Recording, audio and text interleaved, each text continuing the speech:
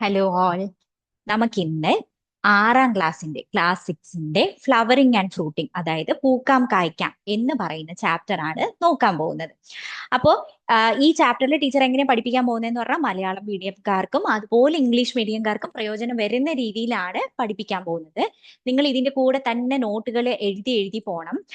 ഇതെല്ലാം കഴിഞ്ഞിട്ട് നമുക്ക് വർക്ക് ഷീറ്റ് ഓൾസോ ഉണ്ടാവും, ക്വസ്റ്റ്യൻ ആൻസർ ആയിട്ട് തന്നെ ഉണ്ടാവും. അതെല്ലാം നമ്മൾ മെമ്മറൈസ് ചെയ്യാൻ, കാണാതെ പഠിക്കാനും, അതായത് ഓർത്ത് മനസ്സിലാക്കി കാണാതെ പഠിക്കാനും കൂടിയിട്ട് നിങ്ങൾ ശ്രമിക്കണം.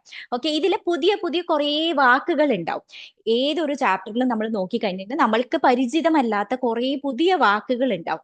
ആ വാക്കുകൾ സെപ്പറേറ്റ് ആയിട്ട് ഒന്ന് എഴുതി വെക്കാനും കൂടിയിട്ട് നമ്മൾ നോക്കണം. അങ്ങനെ പുതിയ വാക്കുകൾ മാത്രം എഴുതി വെച്ചിട്ട് ആ ചാപ്റ്റർ തീരുന്ന വരെ ഒരു 10 ദിവസം നമ്മൾ കണ്ടിന്യൂസ് ആയിട്ട് വായിച്ചു എന്ന് വിചാരിച്ചോളൂ.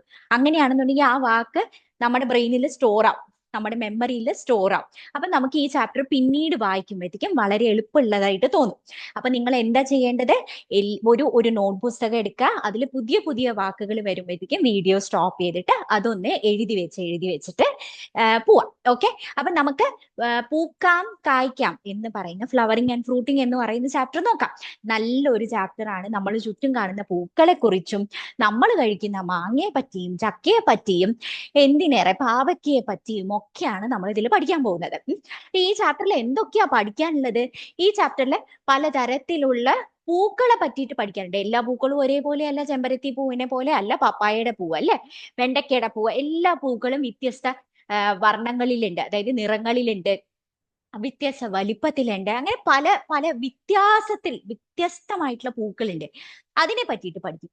ഇനി പൂക്കളിൽ തന്നെ പല ഭാഗങ്ങളുണ്ട് അല്ലെ, പൂക്കളുടെ ഭാഗങ്ങളെ പറ്റി പഠിക്കും. പൂക്കാത്ത ചെടികളുണ്ടോ? ആ പൂക്കാത്ത ചെടികളെ പറ്റി, അതായത് നോൺ ഫ്ലവറിംഗ് പ്ലാന്റ്സിനെ പറ്റിയിട്ട് പഠിക്കും.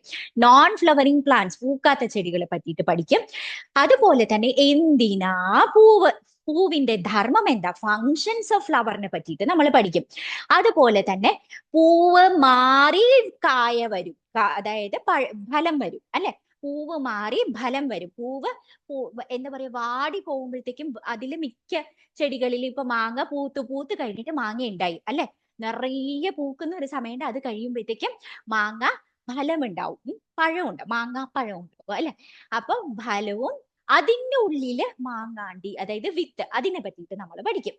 മാങ്ങ മാത്രമല്ല, പല പല ഫലങ്ങളെ പറ്റിയിട്ട് നമ്മൾ പഠിക്കും. അത് കഴിഞ്ഞിട്ട് ആൺപൂവ് പെൺപൂവ്, അതായത് ആൺ ഭാഗം മാത്രമുള്ള പൂവ്, പെൺഭാഗം മാത്രമുള്ള പൂവ്, രണ്ട് ഭാഗങ്ങളും ഒന്നിച്ചുള്ള പൂവ്, അവരെ യൂണിസെക്ഷൽ ആൻഡ് ബൈസെക്ഷൽ, ഏകലിംഗ പുഷ്പങ്ങൾ, ദ്വിലിംഗ പുഷ്പങ്ങൾ, ഇതൊക്കെ നമ്മൾ ഡീറ്റെയിൽ ആയിട്ട് പഠിക്കും കേട്ടോ. അത് കഴിഞ്ഞിട്ടാണ് ഏകലിംഗ സസ്യങ്ങൾ, അതായത് ഒരു തരത്തിലുള്ള പൂവ് മാത്രം ഉണ്ടാക്കുന്ന ചെടികളും രണ്ട് തരത്തിലുള്ള ആണും പെണ്ണും പൂക്കൾ ഉണ്ടാക്കുന്ന ചെടികളെ പറ്റിയിട്ട്, ഡൈഷ്യസ് ആൻഡ് മോണീഷ്യസ്, ഇതൊക്കെ നമ്മൾ പിന്നീട് ഡീറ്റെയിൽ ആയിട്ട് നോക്കുമ്പോൾ മക്കൾക്ക് മനസ്സിലാവും. ഓക്കെ, ഇത് കഴിഞ്ഞിട്ടാണ് നമ്മൾ പോളിനേഷൻ എന്ന് പറയുന്ന, പരാഗണം എന്ന് പറയുന്ന കാര്യം നമ്മൾ പഠിക്കുന്നത്. ഈ പരാഗണം ചെയ്യാനായിട്ട് ആരൊക്കെയാണ് പൂക്കളെ സഹായിക്കുന്നത് എന്ന് നമ്മൾ പഠിക്കുന്നുണ്ട്. അത് കഴിഞ്ഞിട്ട് ബീജസങ്കലനം, ഫെർട്ടിലൈസേഷൻ എന്ന് പറയുന്ന വളരെ ഇമ്പോർട്ടന്റ്. വിത്ത്, ഒരു ഫലം ഉണ്ടാവണമെങ്കിൽ, വിത്ത് ഉണ്ടാവണമെന്നുണ്ടെങ്കിൽ ബീജസങ്കലനം, അതായത് ഫെർട്ടിലൈസേഷൻ നടക്കണം. അപ്പൊ അതിനെ പറ്റിയിട്ട് പഠിക്കുന്നുണ്ട്. അത് കഴിഞ്ഞിട്ട് ഫലങ്ങൾ തന്നെ, ഫ്രൂട്ട്സ് തന്നെ, വിത്തുള്ളവ വിത്തില്ലാത്തവ, with and without seeds. With and without seeds, നമ്മള് ഈ വിത്തും സെയിം അല്ല കേട്ടോ. ഈ വിത്തും, ഇംഗ്ലീഷിലെ വിത്തും മലയാളത്തിലെ വിത്തും സെയിം അല്ല കേട്ടോ. Fruits with and without seeds, അതായത് ഫലങ്ങൾ, പഴങ്ങൾ വിത്തുള്ളവയും വിത്തില്ലാത്തവയെ പറ്റിയിട്ട് നമ്മൾ പഠിക്കുന്നുണ്ട്. പിന്നെ ഇൻഫ്ലോറസൻസ്, പൂങ്കുലകൾ അല്ലെ, ചെത്തി പോലത്തെ, ചെത്തി തെച്ചി അങ്ങനത്തെ, അവരൊക്കെ പൂങ്കൊലയായിട്ടാണ് വരിക. പൂങ്കുലകളെ പറ്റി പഠിക്കുന്നുണ്ട്. അതുപോലെ കപടഫലങ്ങൾ, സ്യൂഡോ ഫ്രൂട്ട്സിനെ പറ്റിയിട്ട്, പുഷ്പകൃഷിയെ പറ്റിയിട്ടും ഒക്കെ പഠിക്കുന്നുണ്ട്. ഈ ഒരു ചാപ്റ്ററിൽ എല്ലാം കൂടിയിട്ട് നമുക്ക് ചെയ്യാൻ പറ്റില്ല കേട്ടോ. കുറച്ചായിട്ട് നമുക്ക് നോക്കാം. ഇപ്പൊ നമ്മൾ നോക്കാൻ പോകുന്നത് ആദ്യത്തെ ഭാഗം മാത്രമാണ്. നമ്മൾ ഡിഫറെന്റ് ടൈപ്പ് ഓഫ് ഫ്ലവേഴ്സ് പഠിക്കും, അതായത് വ്യത്യസ്ത തരത്തിലുള്ള പൂക്കളെ പറ്റിയിട്ട് പഠിക്കും, പൂക്കളുടെ ഭാഗങ്ങളെ പറ്റിയിട്ട് പഠിക്കും. അത് കഴിഞ്ഞിട്ട് നോൺ ഫ്ലവറിംഗ് പ്ലാന്റ്സിനെ പറ്റിയിട്ട് നമ്മൾ പഠിക്കും. അപ്പൊ ആദ്യത്തെ പേജിൽ എന്താണ് തന്നിരിക്കുന്നത്? Teacher, do all flowers produce fruit like this എന്നൊരു കുഞ്ഞു ചോദിച്ചു. ടീച്ചറെ, ടീച്ചറെ എല്ലാ പൂക്കളും ഇതുപോലെ ഫലങ്ങൾ ഉണ്ടാക്കുവോ എന്ന് ആ കുട്ടി ചോദിച്ചു. അപ്പൊ ടീച്ചർ ഉത്തരം പറയണമല്ലോ അല്ലെ? ആ ഉത്തരം പറയാനായിട്ട് നമുക്ക് കുറേ കാര്യങ്ങൾ അറിയണം. അപ്പൊ ഈ പൂവിനെ നോക്കിയിട്ടാണ് ആ കുഞ്ഞ് ചോദിച്ചത്. അപ്പൊ നമുക്ക് ഇനി ഓരോരോ ഭാഗങ്ങളായിട്ട് നമുക്ക് നോക്കാം. പൂക്കളിൽ നിന്നാണ് ഫലങ്ങൾ ഉണ്ടാവുന്നത് എന്ന് നമുക്ക് ആദ്യം തന്നെ അറിയണം അല്ലെ? പൂവുണ്ടാവും, ഒരു ചെടിക്ക് പൂവുണ്ടാവും, ആ പൂവിൽ നിന്നാണ് ഫലം ഉണ്ടാവുന്നത്. There will be a flower and the flower will turn into fruits in some plants. ചില ചെടികളിൽ അങ്ങനെ സംഭവിക്കും. പൂക്കളിൽ നിന്നും ഫലങ്ങൾ ഉണ്ടാവും. ഫലത്തിന്റെ ഉള്ളിൽ വിത്തുണ്ടാവും, ഫ്രൂട്ടിന്റെ ഉള്ളിൽ വിത്തുണ്ടാവും. ഇത് എല്ലാ ചെടികളിലും ഇങ്ങനെയല്ല കേട്ടോ, എല്ലാ ചെടികളിലും ഇങ്ങനെയല്ല. പൂക്കളില്ലാത്ത ചെടികളുണ്ട്, അങ്ങനെ കുറെ കാര്യങ്ങളുണ്ട്. ഫ്രൂട്ട് ഉണ്ടാവാത്ത, ഫലങ്ങൾ ഉണ്ടാവാത്ത ചെടികളുണ്ട്, അങ്ങനെ കുറെ ടൈപ്പ് ഓഫ് ചെടികൾ ഉണ്ട് എന്ന് പറയാം. ഓക്കെ, അപ്പൊ നമുക്ക് ടെക്സ്റ്റിൽ തന്നെ എന്തൊക്കെയാ തന്നേക്കണേ? ടെക്സ്റ്റിൽ തന്നെ കണ്ടോ, പല തരത്തിലുള്ള ചെടികൾ തന്നിട്ടുണ്ട്, പല തരത്തിലുള്ള പൂക്കൾ തന്നിട്ടുണ്ട്. ബയോഫൈറ്റം, മുക്കുറ്റിപ്പൂവ്, ബയോഫൈറ്റം. കണ്ടോ, ഇത് പുതിയ വാക്കല്ലേ? അപ്പൊ നമ്മൾ എന്ത് ചെയ്യണം? മലയാളം മീഡിയംകാരും ഇംഗ്ലീഷിൽ തന്നെ ഇംഗ്ലീഷിലും മലയാളത്തിലും ആയിട്ട് ഒന്ന് പഠിക്കണം കേട്ടോ. കാരണം എന്താ വെച്ച് കഴിഞ്ഞാൽ 11ാം ക്ലാസ് 12ാം ക്ലാസ് ഒക്കെ ആവുമ്പോഴേക്കും നമുക്ക് ഇംഗ്ലീഷ് കൂടുതൽ ഉപയോഗിക്കേണ്ടി വരില്ലേ? അപ്പൊ ഇപ്പോഴേ അത് പ്രാക്ടീസ് ചെയ്തു പോയാൽ ഇറ്റ് വിൽ ബി ബെറ്റർ, അത് എളുപ്പമായിട്ടുണ്ടാവും. ബയോഫൈറ്റം, മുക്കുറ്റി. അപ്പൊ പുതിയ വാക്ക് വരുമ്പോൾ മൂന്ന് പ്രാവശ്യം പറയാം. ബയോഫൈറ്റം, മുക്കുറ്റി, ബയോഫൈറ്റം, മുക്കുറ്റി. ല്യൂക്കാസ്, തുമ്പ. ല്യൂക്കാസ്, തുമ്പ, തുമ്പപ്പൂവ്. മിമോസ, തൊട്ടാവാടി, തൊടുമ്പോ വാടുന്ന മിമോസ. തൊടുമ്പോ വാടുന്ന മിമോസയുടെ പൂവാണ്, നല്ല ഭംഗിയുള്ള പൂവ് അല്ലേ? അപ്പൊ തൊട്ടാവാടി, മിമോസ. അടുത്തത് കണിക്കൊന്ന, വിഷുവിന് നമ്മൾ വെക്കില്ലേ കണിക്കൊന്ന. Golden shower tree, golden shower tree അല്ലെ? അപ്പൊ കണിക്കൊന്ന. ഇതാണ് നമ്മുടെ ടെക്സ്റ്റിൽ തന്നിരിക്കുന്ന ചില പടങ്ങള്. ഇനി ഇതില് എന്താന്ന് വെച്ച് കഴിഞ്ഞാൽ എല്ലാ പൂക്കളും ഒരേപോലെയാണോ എന്ന് അവർ ചോദിച്ചു. അപ്പൊ നമ്മൾ ചുറ്റും കാണുന്ന ചില പൂക്കളുടെ, ഫ്ലവേഴ്സിന്റെ എന്താ പറയാ, പേരുകൾ കൊടുത്തിട്ട് അവരുടെ എല്ലാവരുടെയും പ്രത്യേകതകള്, ക്യാരക്ടറിസ്റ്റിക്സ് എഴുതാൻ പറഞ്ഞിട്ടുണ്ട് നമുക്ക്. അപ്പൊ പൂവിന്റെ പേരെന്താ മക്കളെ? ആദ്യത്തെ പേര് റോസാ പൂവ്. ഓക്കെ, നീല കളർ ഇരിക്കട്ടെ. റോസാ പൂവ്. രണ്ടാമത്തേത് ചെമ്പരത്തി പൂവ്, വിച്ച് ഇസ് ഷൂ ഫ്ലവർ. ചെമ്പരത്തി പൂവ്, ഷൂ ഫ്ലവർ. മൂന്നാമത്തേത് ജാസ്മിൻ, മുല്ലപ്പൂവ്. അടുത്തത് ഇക്സോറ, ചെത്തിപ്പൂവ്. അടുത്തത് ഇക്സോറ, ചെത്തിപ്പൂവ്. ഓക്കെ, അടുത്തത് ഇക്സോറ. അപ്പൊ ഇനി നമുക്ക് ഇതിന്റെയൊക്കെ പ്രത്യേകതകൾ. ഈ തെച്ചിപ്പൂവ് എന്ന് പറയുന്നത് പല നാട്ടിലും പല പേരുകളാട്ടോ പറയണേ. നിങ്ങളുടെ നാട്ടിൽ എന്താണ് പേര് പറയണേന്നില്ല, അതുകൊണ്ടാണ് പടം കൊടുത്തേക്കണേ. നിങ്ങളുടെ നാട്ടിൽ എന്താണ് പേര് പറയണേന്നുള്ളത് ഡിസ്ട്രിക്റ്റും അതുപോലെ തന്നെ പേരും കൂടി വെച്ചിട്ട് ഇതിന്റെ കമന്റിൽ ഒന്ന് ഇടട്ടെ. എനിക്ക് വലിയ ഇഷ്ടമാണ് വേറെ വേറെ സ്ഥലങ്ങളിൽ വേറെ വേറെ പേരുകള് അറിയാനായിട്ട്, എനിക്ക് വലിയ ഇഷ്ടമാണ്. അപ്പൊ ഇതൊന്ന് കമന്റിൽ കൊടുത്തോളൂ കേട്ടോ.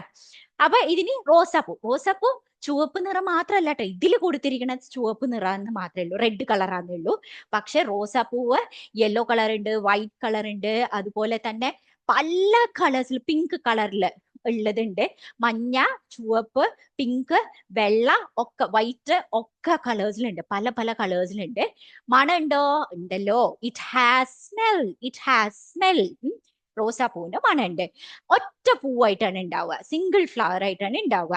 ആൻഡ് ഇതളുകൾ, പെറ്റൽ എന്ന് പറഞ്ഞാൽ എന്താ? ഈ കാണുന്നതാണ് കേട്ടോ പെറ്റൽസ് എന്ന് പറയാ. നല്ല നിറമുള്ള ഭാഗത്തിനെയാണ് ആ പെറ്റൽ എന്ന് പറയാ കേട്ടോ. ധാരാളം ഇതളുകൾ ഉണ്ട് ഇതില്, ധാരാളം പെറ്റൽസ് ഉണ്ട്, മെനി പെറ്റൽസ്. ആദ്യം കമ്മിങ് ടു ചെമ്പരത്തി പൂവ്, ഷൂ ഫ്ലവർ.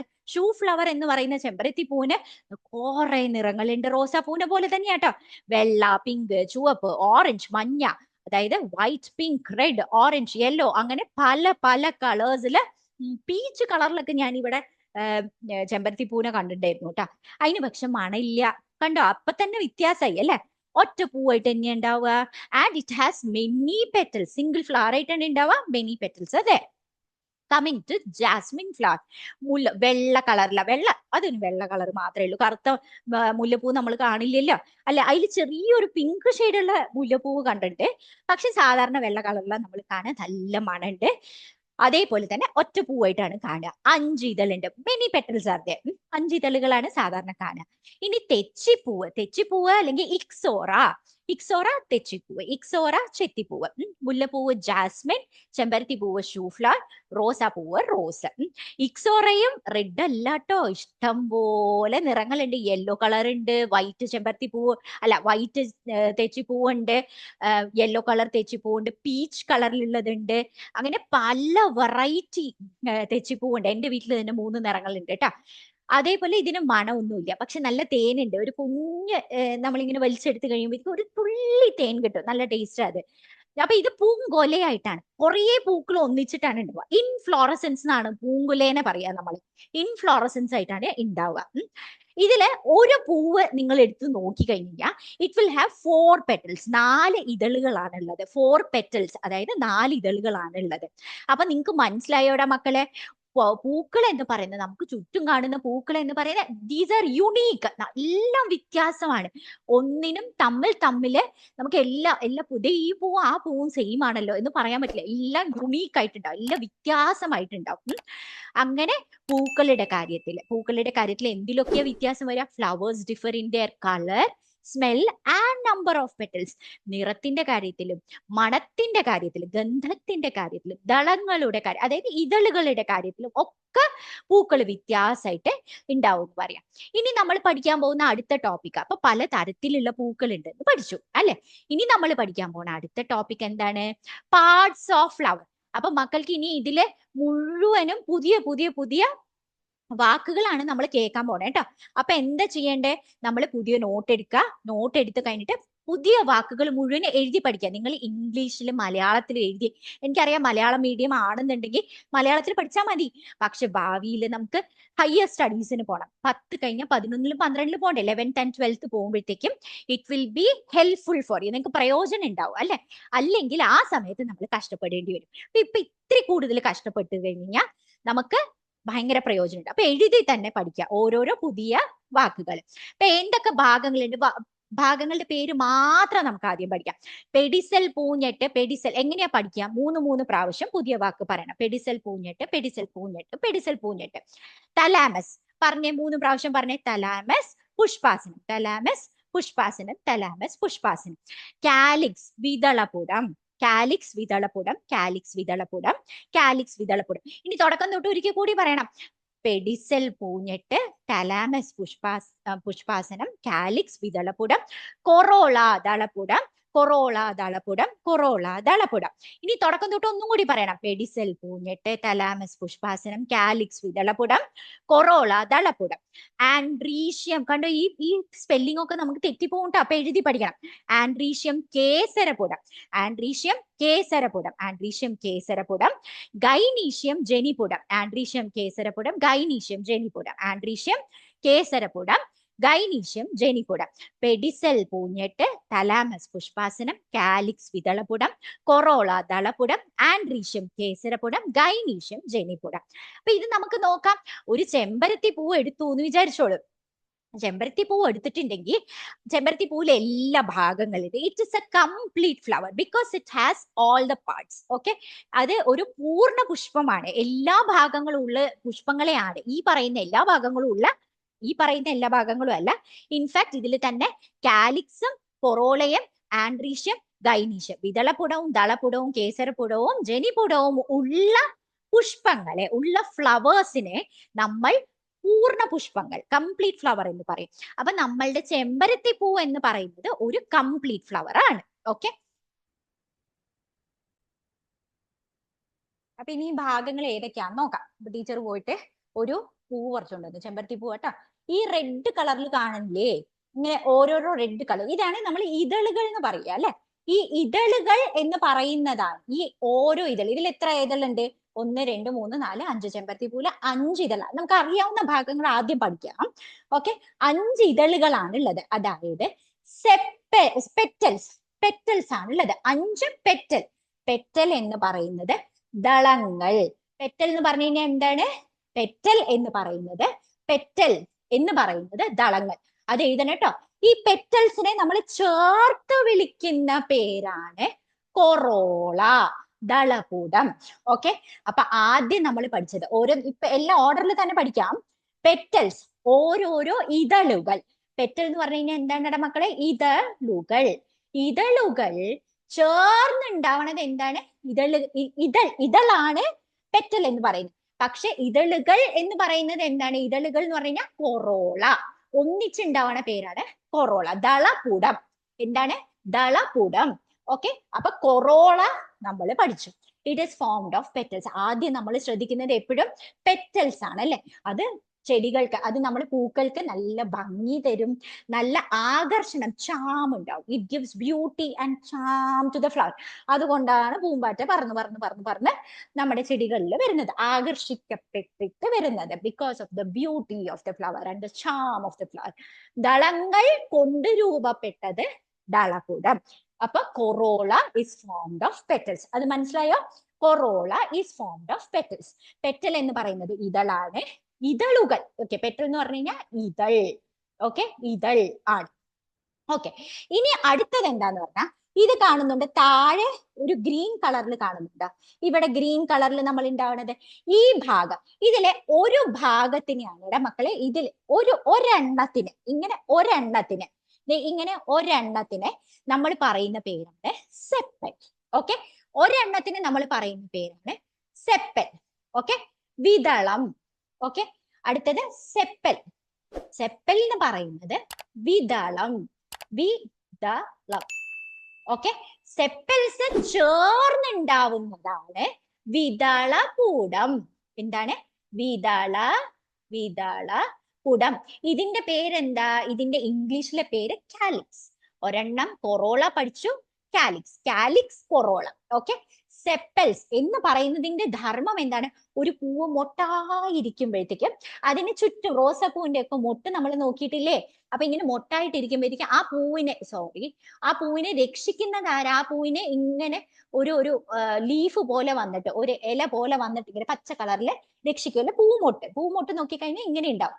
അതിനെ സംരക്ഷിക്കുക എന്ന് പറയുന്ന കർത്തവ്യമാണ് ഫ്ലവർ ബഡിനെ കവർ ചെയ്ത് പ്രൊട്ടക്ട് ചെയ്യുന്ന പണിയാണ് സെപ്പൽസിനുള്ളത്. സെപ്പൽസ് എന്ന് പറയുന്നത് വിതളം. ഓക്കെ, പൂമുട്ടിനെ പൊതിഞ്ഞ് സംരക്ഷിക്കുന്ന പണിയാണ് വിതളങ്ങൾക്കുള്ളത്. വിതളങ്ങൾ ചേർന്ന് രൂപപ്പെട്ടതാണ് വിതളപുടം. Sepals together form calyx. Okay, അവരുടെ പണി എന്താണുള്ളത്? പൂമൊട്ടിനെ സംരക്ഷിക്കുക. It protects the flower bud. So we learned about calyx, which is Vidalapudam, and we learned about corolla, which is Dalapudam. Calyx, Vidalapudam. Calyx is made of sepals. Vidalapudam is made up of, Vidalapudam ഉണ്ടാക്കിയിരിക്കുന്നത് വിതളങ്ങൾ ചേർന്ന് രൂപപ്പെട്ടതാണ്. Corolla is made of petals, formed of petals. Petals എന്ന് പറയുന്ന ദളങ്ങൾ ചേർന്ന് രൂപപ്പെട്ടതാണ് ദളപുടം എന്ന് പറയുന്നത്. വിതളപുടത്തിന്റെ ധർമ്മം എന്താണ്? What is a function? അത് പൂമൊട്ടിനെ പൊതിഞ്ഞ് സംരക്ഷിക്കുന്നു.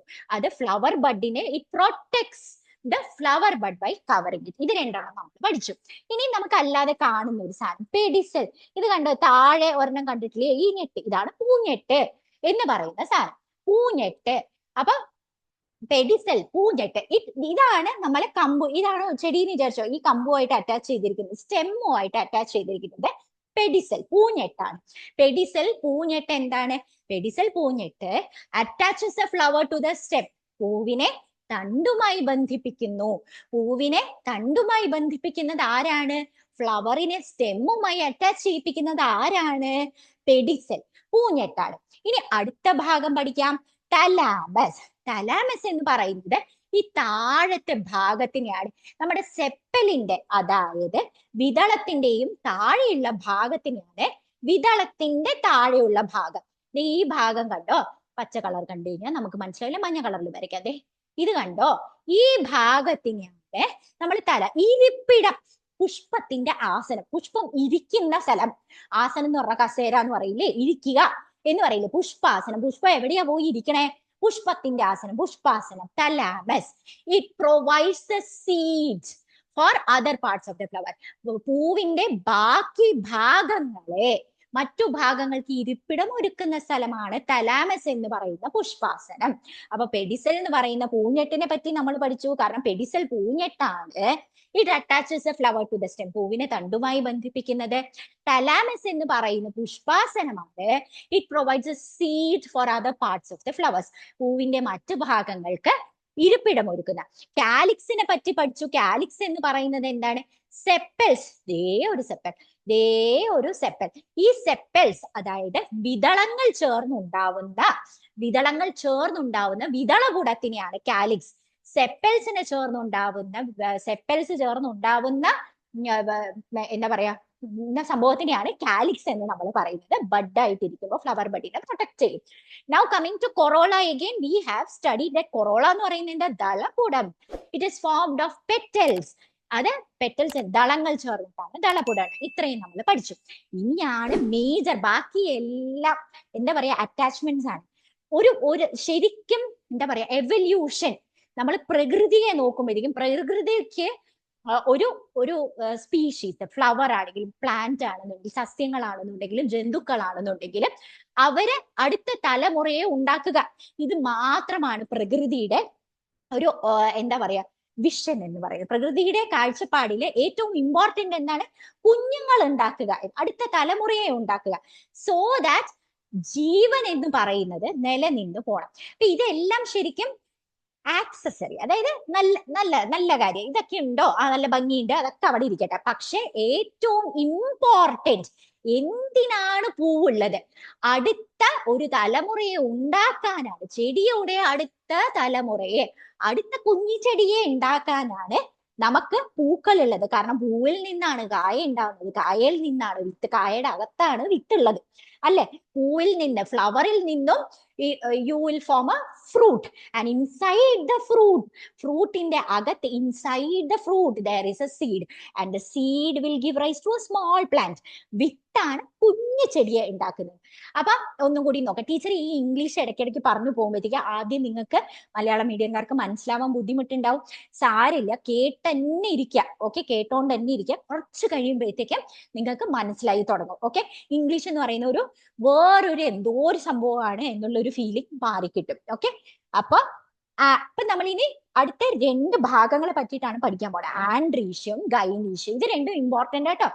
ആൻഡ്രീഷ്യം, കേസരപുടം.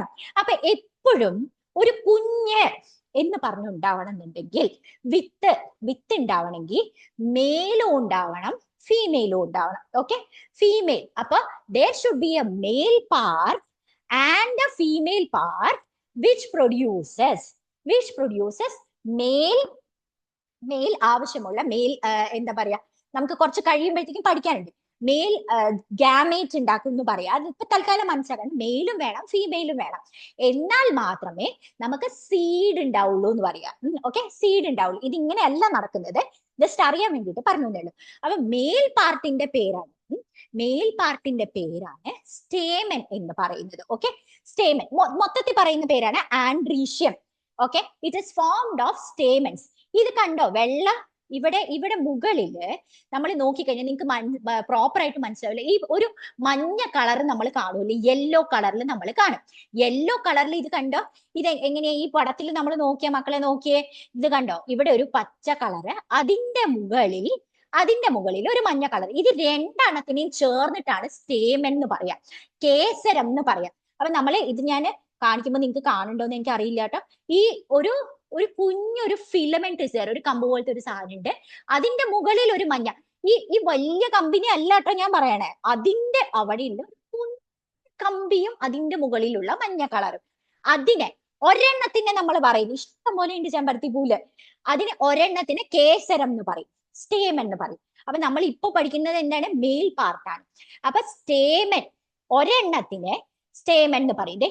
ഇങ്ങനെ വരുന്ന ഒരെണ്ണത്തിന് സ്റ്റേമൻ, ഇങ്ങനെ വരുന്ന ഒരെണ്ണത്തിന് സ്റ്റേമൻ എന്ന് പറയും. ഓക്കെ, ആൻഡ് സ്റ്റേമൻ ടുഗദർ, അതായത് ഇതിന്റെ പേരെന്താ? കേസരം. കേസരം ഒരെണ്ണം, എല്ലാ സ്റ്റേമൻസും ചേർന്ന് രൂപപ്പെടുന്നതാണ് ആൻഡ്രീഷ്യം. സ്പെല്ലിംഗ് നോക്കിക്കോണം കേട്ടാ. ആൻഡ്രീഷ്യം എന്ന് പറഞ്ഞ എന്താണ്? കേസരപുടം. കേസരപുടം. ഓക്കെ, കേസരങ്ങൾ ചേർന്ന് രൂപപ്പെട്ടത് കേസരകൂടം. Stamens together form androecium. ഇതാണ് മെയിൽ റീപ്രൊഡക്റ്റീവ്, പൂവിന്റെ ആൺ പ്രത്യുൽപാദന ഭാഗം. മെയിൽ ഗാമേറ്റ്സിനെ ഉണ്ടാക്കുന്ന, നമുക്ക് ആവശ്യമുണ്ട് മെയിൽ ഗാമേറ്റ്സ് ഉണ്ട്. മെയിൽ ഗാമേറ്റും ഫീമെയിൽ ഗാമേറ്റും കൂടി ചേർന്നാൽ മാത്രമേ വിത്ത് ഉണ്ടാവുകയുള്ളൂ. ഓക്കെ, കുഞ്ഞുണ്ടാവുള്ളൂ. ഓക്കെ, കുഞ്ഞിന്റെ വിത്ത്, കുഞ്ഞു ചെടിക്ക് മുന്നേ ഉണ്ടാവുന്ന വിത്ത് ഉണ്ടാവുള്ളൂ. അപ്പൊ മെയിൽ റീപ്രൊഡക്റ്റീവ് പാർട്ട്, അതായത് പൂവിന്റെ ആൺ പ്രത്യുൽപാദന ഭാഗത്തിന്റെ പേരാണ് ആൻഡ്രീഷ്യം അല്ലെങ്കിൽ കേസരപുടം എന്ന് പറയുന്നത്. It is formed of stamens. Okay, ഇതിൽ ഒരെണ്ണത്തിന് സ്റ്റേമൻ എന്ന് പറയും. And stamen together form the androecium. Now coming to female reproductive part. What is female reproductive part? Female reproductive part is gynoecium. Female reproductive part is gynoecium. പൂവിന്റെ പെൺ പ്രത്യുൽപാദന ഭാഗത്തിനെ ജനിപുടം എന്ന് നമ്മൾ പറയും.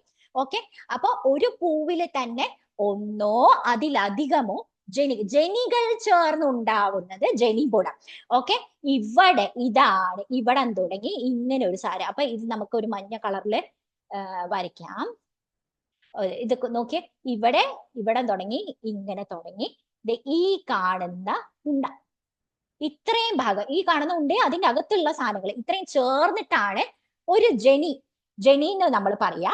ആ ജനി, ഓക്കെ, ഓവറി എന്നാണ് ജനിയുടെ പേര്. ഓക്കെ, ഫീമെയിൽ റീപ്രൊഡക്റ്റീവ്, ഇത് ഗൈനീഷ്യത്തിനെ പറ്റി കുറച്ചും കൂടിയിട്ട് കഴിയുമ്പോഴത്തേക്കും കൃത്യമായിട്ട് നിങ്ങൾക്ക് മനസ്സിലാവും. അപ്പൊ ഫീമെയിൽ റീപ്രൊഡക്റ്റീവ് പാർട്ടിനെയാണ് ഗൈനീഷ്യം എന്ന് പറയാ. ഗൈനീഷ്യത്തില് ഒന്നോ അതിലധികമോ കാർപെൽസ് ഉണ്ടാവും എന്ന് പറയാം. ഒന്നോ അതിലധികമോ കാർപെൽസ് ഉണ്ടാവും. അപ്പൊ ആൻഡ്രീഷ്യം എന്ന് പറയുന്നത് ഇതെല്ലാം ചേർന്നിട്ടാണ്. ഗൈനീഷ്യം ഇവിടം തുടങ്ങി ഇവിടം വരെയുള്ള ഭാഗത്തിന് ജനിപുടം ഗൈനീഷ്യം. അപ്പൊ കാർപെൽ ഒന്നോ അതിലധികമോ ഉണ്ടാവും. അതിനെ പറ്റിയിട്ട് കൂടുതൽ പറയാം.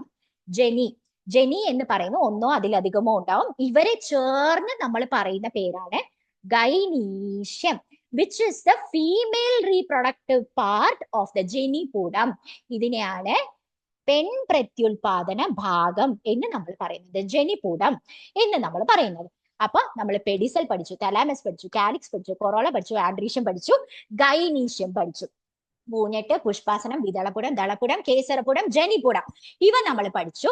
ഇതിന്റെ എല്ലാം ഫങ്ഷൻസ് അല്ലെങ്കിൽ ധർമ്മങ്ങൾ എന്താണ് എന്ന് നമ്മൾ പഠിച്ചു. ഓക്കെ.